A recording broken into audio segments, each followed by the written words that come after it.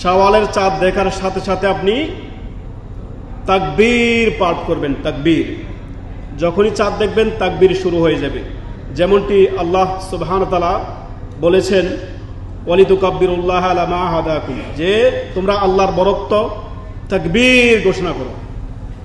আপনি চাঁদ দেখার পর থেকে নিয়ে কন্টিনিউ তাকবীর পাঠ করেন, থেমে থেমে তাকবীর পাঠ করেন। তারপর পরেই আপনি ঈদগাহে যেতে যেতে তাকবীর পাঠ করেন। ইমাম যখন এসে দাঁড়িয়ে যাবে তখন আপনার তাকবীর বন্ধ হয়ে যাবে। 2 নম্বর করণীয় হচ্ছে তাকবীরগুলো কিভাবে হবে, ঈদের তাকবীরগুলো কিভাবে হবে। ঈদের তাকবীর আল্লাহু আকবার, আল্লাহু আকবার, আল্লাহু আকবার 3 বার বলতে পারেন, বা এভাবে বলতে পারেন আল্লাহু আকবার, আল্লাহু আকবার, লা ইলাহা ইল্লাল্লাহ, আল্লাহু আকবার, আল্লাহু আকবার, ওয়ালিল্লাহিল হামদ। আবারও বলছি, ঈদের তাকবীর চাঁদ দেখার পর থেকেই শুরু করে দিবেন।